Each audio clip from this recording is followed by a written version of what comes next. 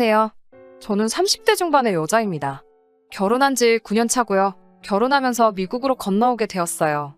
시댁이 미국에 있거든요. 남편은 대학 졸업 후 군입대 문제로 한국에 혼자서 돌아왔었고, 군대를 전역하고 미국에 돌아가지 않고 한국에서 혼자 지내고 있었어요. 한국에 남아서 영어 회화를 그룹과외식으로 가르쳐주는 일을 하면서 근근히 벌어먹고 살고 있었는데, 저는 그 수업에 참여한 학생 중 한 명이었어요. 그렇게 공부하면서 지내다가 서로 사랑에 빠져 결국 결혼까지 약속하게 되었습니다. 남편의 그룹과외가 벌이가 좋은 편은 아니었기 때문에 결혼을 약속하고 얼마 동안은 남편에게 안정적인 직장을 가지면 좋겠다고 말했어요. 남편도 그 사실을 알고 제 말에 동의했고요. 하지만 어려서부터 미국에서만 지내오느라 그렇다 할 인맥도 없고, 미국에서 졸업한 대학교도 국내에서는 그렇게 알아주는 학교가 아니었던지라 경력도 없고 나이가 많은 남편이 안정적인 직장에 취직하는 건 하늘의 별 따기였어요. 중간에 중소기업에 취직이 되긴 했는데 머리백도 안 되는 월급이었어요. 저도 회사에 다니고 있긴 했지만 벌이가 썩 좋은 편이 아닌 건 마찬가지였거든요. 둘이 합쳐서 500도 안 되는 돈으로 생활을 할 생각을 하니 아무리 짱구를 굴려보아도 답이 나오지 않았어요. 현실의 벽에 결혼을 포기해야 하나 서로 힘들게 고민하던 차였습니다. 그러던 어느 날 남편이 미국으로 가서 새롭게 시작해보면 어떻겠냐고 제게 물어보더라고요. 시댁이 미국에서 사업을 하고 있으니 우리들 자리 잡을 때까지 울타리가 되어주시더라고요. 아무리 못해도 여기보다는 낫지 않겠냐? 자기도 여기서 취직하는데 더 이상 좋은 회사는 구해지지 않을 것 같다며 아예 미국으로 삶의 터전을 옮겨보자고 했습니다. 잘 알아보고 가지 않은 제 잘못도 있지만 미국에서의 생활은 녹록지가 않았어요. 시댁이 미국에서 하고 있다는 사업은 다름이 아니고 세탁소였습니다. 미국에서 세탁소 하시는 분들이 많기 때문에 절대 세탁소라고 무시하는 건 아닙니다. 하지만 시부모님 두 분이서 사람 쓰지 않고 직접 발로 뛰시고 인건비를 조금 절약하는 식으로 운영하고 계셨어요. 게다가 예전에는 한국 사람들이 주로 하던 사업이었는데 당시 다른 나라 이민자들이 동종업종에 뛰어들게 되면서 경쟁이 많아져 예전에 비해 훨씬 힘들다고 하시더라고요. 남편은 그래도 미국에서 자라온 기반이 있기 때문에 저는 미국에 있는 회사에 취직을 할 줄 알았어요. 제가 이민 간 지역이 교민들이 많은 지역이었는데 남편은 미국 회사를 들어가는 게 아니었고 시부모님이 하는 사업같이 교민들이 소규모로 하는 동네 구멍가게에서 시급을 받으면서 일을 하게 되었어요. 구멍가게 일이었지만 월급은 한국보다야 훨씬 좋았어요. 하지만 돈이 다가 아니었어요. 한국인을 주로 고용하고 싶어하는 교민들 사업 특성상 남편이 긴 시간 동안 일하기를 요구해 오더라고요. 덕분에 남편은 일주일에 60시간이라는 강도 높은 노동을 하게 되었어요. 사실 계산해보면 한국에서 주 40시간 일하고 받는 월급보다는 높지만 일하는 시간을 따져보면 그렇게 월등하게 높은 편도 아니었고 시간과 돈을 바꾸고 사는 삶이었기에 하루에 2~3시간 같이 보내는 게 전부였거든요. 일에 찌들어 피곤해하는 남편을 보는데 이게 부부인가 룸메이트인가 하는 생각이 들더라고요. 그래도 시부모님 집에 얹혀 사니 월세 걱정은 없었고 일하는 데 들어가는 시간이 워낙 많으니 어디 갈 곳도 없어서 돈 하나만큼은 잘 모였습니다. 저도 시부모님 세탁소에서 근근히 일을 도우면서 일을 하고 있었고요. 그래도 제가 명색이 며느리고 제가 돈 벌어봐 남편하고 같이 미래 준비하기 위해 모으는 건데 돈 주는 걸 되게 아까워하시더라고요. 경력이 없으니 최저시급을 주겠다고 하시는 말도 참았는데 제가 일을 도와드리면서도 책상머리에 앉아서 하는 일만 해와서 그런가 일머리도 아주 없고 도움이 안 된다는 듯이 말씀하셨어요. 돈은 최저시급으로 계산해서 제대로 주셨지만 돈 주실 때마다 오히려 자기들이 제게 일을 가르쳐주니 제가 돈을 내야 하는 게 맞지 않냐며 농담하시듯이 생색을 내셨습니다. 남편이 버는 것과 합쳐서 돈도 그럭저럭 예상한 것보다 빠르게 모이고 있었고 이렇게 2년 정도만 고생하면 저희가 집을 사서 독립해 나갈 수 있었어요. 그거 하나만 바라보고 열심히 살고 있었는데 정말 미국에서의 삶은 하나도 행복하지 않았습니다. 내색은 안 하고 있었지만 제 말투에서 다 티가 났나 봐요. 친정엄마가 안 좋은 제 목소리를 눈치채시고는 제가 미국에서 어떻게 사는지 보고 싶다고 한번 방문하시기로 했어요. 시댁에 빈방이 있는데도 불편하다는 이유로 기어이 고속도로 외곽에 붙어있는 싸구려 비즈니스 호텔을 잡아주시더라고요. 물론 비용은 제가 내야 했고요.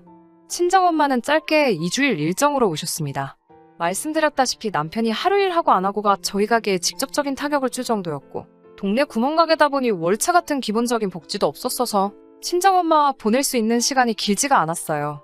식사라고 대접해주는 게 미국에 왔으면 꼭 먹어봐야 한다면서 한국에도 있는 패스트푸드 같은 걸 포장해와서 드시게 하고 그랬어요.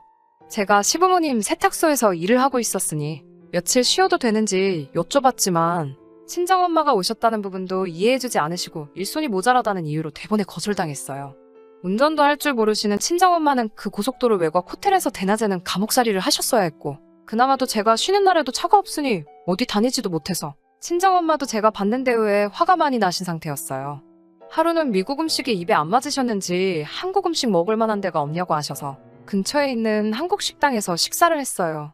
친정엄마는 한술 뜨자마자 교민들은 이런 거 먹고 사는 거냐며 혀를 차시더라고요. 교민들이 많은 지역이라서 한국 식당이 그나마 많은 편이었는데 몇 군데 더 다녀보시고는 여기서 음식 장사하면 돈을 얼마나 버는지 물어보시더라고요. 친정엄마가 지방이지만 그래도 방송에도 몇 번 소개된 지역 맛집을 하고 계셨거든요. 여기서 엄마 음식 팔면 아주 대박이 나겠다는 생각을 하셨나봐요. 그래도 한국 음식 장사하시는 분들 보니까 집도 비싼 곳에 살고 차도 좋은 거 끌고 다니는 걸 보니 어느 정도 벌지 않겠냐는 말을 했더니 친정엄마가 그럼 여기서 장사 한번 해보지 않겠냐고 먼저 물어보셨어요. 친정엄마는 귀국하시고 얼마 되지 않아서 바리바리 짐을 싸들고 미국으로 다시 오셨습니다. 캐리어 하나는 엄마가 한국에서 특별히 공수해온 고춧가루가 가득 차 있었어요. 마침 운 좋게 시댁이 운영하는 세탁소 근처에 위치한 중국 식당이 문을 닫게 되면서 그 자리를 싸게 들어갈 수 있어서 오픈하는데 시설 비용을 많이 절감할 수 있었어요. 제가 모아온 돈으로는 턱도 없었지만 친정엄마가 한국에서 돈을 끌어오셔서 가게를 오픈할 수 있었습니다. 가게 오픈할 때가 되니 친정엄마는 체류기간이 다 되어서 한국에 돌아가셔야 했어요. 음식에 꼭 들어가야 하는 비법 양념을 한가득 만들어주시고 떠나셨어요. 한국에서 공수해온 고춧가루가 필수였고 그 외의 재료들은 친정엄마가 하나하나 맛을 보고 연구해가면서 현지화를 시켜놓았습니다. 시가에서는 세탁소 일손도 없어 죽겠는데 무슨 식당을 한다며 불편함을 감추지 않았지만 친정엄마가 돈까지 들고 와서 가게를 오픈해버리니 딱히 반대를 하지 못했습니다. 결과는 대성공이었습니다. 오픈한 지 6개월이 채 지나지 않아서 교민들 사이에서 입소문을 타기 시작했고 그때쯤 불어오던 한류 열풍에 힘입어서 외국인 손님들까지도 유치할 수 있었어요.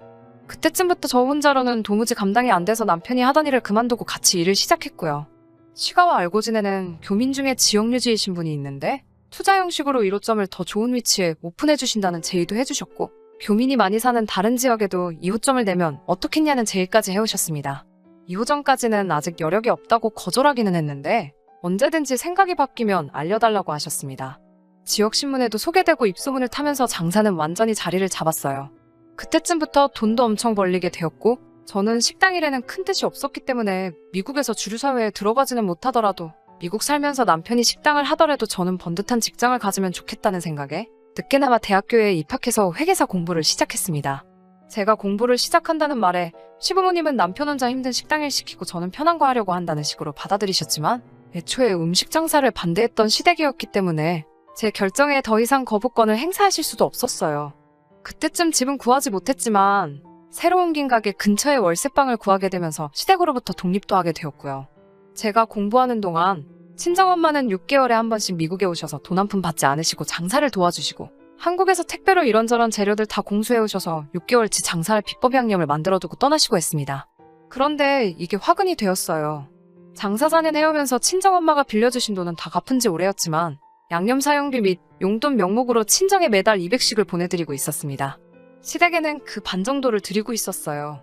그래도 1년에 2번은 오셔서 3개월씩 총 6개월을 돈 한 푼 받지 않으시고 장사 도와주시고 가는 데다가 음식 맛이 사실 엄마가 만든 비법 양념에서 나오는 거였기 때문에 달에 200씩 드리는 게 저는 절대 많다고 생각하지 않았거든요. 양가에 그렇게 드리는 돈의 제학비까지 제외하더라도 돈을 엄청나게 잘 벌고 있는 상황이었기도 하고요. 그런데 남편은 식당 운영하면서 그게 그렇게 불만이었나 봐요. 사실상 저는 공부를 시작하면서 가게 운영에 손을 떼왔고 식당을 이만큼까지 키워놓은 건 남편 공이 컸기 때문에 사업을 더 키워보려는 남편의 입장도 이해가 갔습니다. 이제 2호점을 내도 될 정도로 여력이 생겼고 지역마트에서도 밀키트 형식으로 제품을 만들어 보겠냐는 제의가 들어왔는데 장모님이 만들어주는 양념 가지고는 이제 6개월도 버티지 못한다고? 왜 비법 양념을 친정엄마가 우리에게 전수를 해주시지 않는 거냐는 거였어요. 하지만 저는 이유를 알고 있었어요. 엄마가 왜 그걸 전수해주지 않는 이유는 간단했어요. 처음 친정엄마가 미국에 방문하셨을 때 시댁이 친정엄마에게 해준 대우나 저를 대하는 태도를 보고 행여나 식당이 잘 되었을 때 저희가 그 비법 양념마저 쥐고 있지 않으면 분명히 언젠가는 소박맞게 될 거라고 생각하셨던 거죠. 친정엄마의 성견지명이었던 거죠. 그런데 남편 말을 들어보니 양념을 현지에서 직접 만들게 되면 친정엄마한테 200 보내는 걸 시댁하고 똑같이 반으로 줄일 수 있으니 우리 가게에도 도움이 되지 않겠냐는 이야기를 하는 게 저희 엄마한테 그깟 100만 원 더 주는 게 아깝다는 듯이 이야기를 해오는데 어이가 없었어요. 거기다가 미국도 변이 때문에 아주 난리잖아요. 그 덕에 이미 시댁 세탁소는 이 시국에 타격을 입을 대로 입어 문을 닫내만에 하는 상황이었고 이웃점을 내면 그걸 시부모님에게 운영하도록 드린다고 하는 것 아니겠어요? 남편이 확장하고픈 사업에는 저나 친정엄마는 들어가 있지 않고 오직 자기 자신과 시부모만 잘 될 생각만 하고 있다는 게 너무 괘씸하더라고요. 우리 두 부부가 같이 이뤄낸 성공이라고 생각하지 않고 자기가 잘나서 잘했다는 듯이 말하는데 정말 있는 정마저 전부 떨어지는 것 같았어요. 그때쯤부터 친정엄마의 비법 양념을 가지고 정말 엄청나게 싸웠어요. 여유가 없더라고 줄 건 줘야 하는 게 맞고 여기까지 올 수 있었던 게 누구 덕인 줄 아냐고 화를 내면 남편은 그게 왜 장모님 덕이냐고 자기가 다 열심히 해서 이만큼 장사를 키운 게 아니냐며 화를 냈어요. 장모님이 그까짓 양념 가지고 치사하게 구니까 시골 동네 식당에서 벗어나질 못하고 계신다는 막말을 하는 걸 들으니 더 이상 이 사람하고 말해봐야 해결이 나질 않을 것 같아서 시부모님을 자리에 불렀습니다.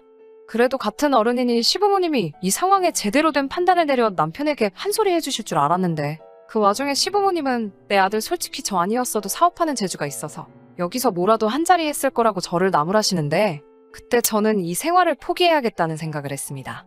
이렇게 무일푼으로 미국에서 시작해서 해드릴 수 있는 게 많아졌는데 그 과정에 저의 공은 하나도 없고 오직 남편이 잘해서 그런 거라 일관하시는 모습과 제가 번듯한 직장을 가져보려 노력하는 걸 허파의 바람이 들어서 아들이 힘들게 번 돈을 쓸데없는 곳에 축내고 있다는 듯이 생각하는 집안과는 더 이상 같이 갈 수 없다는 생각이 들었어요. 저도 공부가 끝나서 미국 회계사 자격증을 취득한 상태였고 저 혼자서도 살아갈 수 있을 거라는 확신이 들었어요. 남편에게는 마지막 기회라는 생각으로 다시 한번 물어봤습니다. 이웃점을 시작하게 된다면 시부모님이 운영하게 할 생각 없고 제가 직접 운영할 것이고 사업이 확장되는 만큼 친정엄마에게 양념 사용료 명목으로 돈을 더 드려야겠다고요. 2호점이 잘 되는 만큼 시댁에는 용돈을 더 드리는 식으로 하는 게 맞지 않겠냐고 이야기했습니다. 남편은 저에게 끝까지 이렇게 이기적일 수 있냐고 대본의 화를 내더군요. 그깟 양념 하나 가지고 유세 떨지 말라고 하면서 식탁을 주먹으로 내려치더라고요. 그때 결정했어요. 그때 주먹으로 내려친 식탁이 다음에는 제가 될 수도 있다는 생각이 들었거든요. 남편에게 여태까지 최저시급 받으면서 시부모님 가게에서 일한 것, 친정엄마 처음 오셨을 때 호텔도 아니고 고속도로 외곽에 있는 사구려 숙박시설에서 감옥살이 시킨 것들 빠짐없이 다 이야기하면서 저도 참을 만큼 참아왔다고 은혜를 갚아도 모자랄 판에 그깟 돈 몇 푼 주는 게 아까워서 개고픈 무는 꼬라지를 보니 이제 우리는 다 끝난 것 같다고 이혼하자고 말했습니다. 남편은 식당의 성공이 마치 자기가 이룩해낸 성공인 것 마냥 거기에 취해 있더라고요. 알겠다고 이혼해준다고 하지만 식당은 자기가 키운 거나 마찬가지니 위자료 한 푼 받아갈 생각하지 말라고 했어요. 물론 그동안 벌어온 돈이 많기는 했지만 아쉽지 않았어요. 저도 그만큼 공부하면서 학비로 들어간 돈도 있고 저도 한국에서 새로 시작할 준비가 되어 있었거든요. 남편과는 이혼 후에 한국으로 돌아온 지 벌써 6개월이 되었습니다. 저는 외국계 회계사무실에 취직하게 돼서 연봉 6천을 받으면서 일을 시작하게 되었어요. 미국에서 알고 지내던 친구와 근근히 연락하면서 지내는데 벌써부터 식당이 삐그덕거린다는 재밌는 사실을 알려주더라고요. 음식 맛이 변했다고 교민 손님들이 하나둘 빠지기 시작하더니 요즘은 아주 파리를 날리고 있다고요. 그나마 있는 손님도 한국 음식 맛을 잘 모르는 외국인 손님밖에 없고 소식을 모르는 교민 손님들은 음식 맛이 변했다고 컴플레인을 한다고 하더라고요. 조만간 열 것 같던 2호점 이야기도 물어봤는데 아마 음식 맛이 달라진 이유로 그것도 백지화되었다는 소문이 있다고 합니다. 속은 아주 꼬시고 시원하지만 가끔은 제가 너무했나 후회가 되기도 해요. 싫어도 8년이란 세월을 같이 고생을 해온 사람이고 부부로서 함께 살아온 기간이 있으니까 말이에요. 자기 부모님만 챙기는 모습에 실망스럽기도 했지만 반대로 남편에게는 제가 우리 가족만 챙기는 이기적인 사람이지 않았을까 하는 생각이 들 때도 있어요. 아마 다 지난 일이니까 이런 생각이 드는 거겠죠? 아직도 확신이 서지는 않지만 되도록 이제 그쪽 일에는 신경 끄고 앞으로 펼쳐질 제 인생 이막에 최선을 다해야겠다는 생각이 듭니다.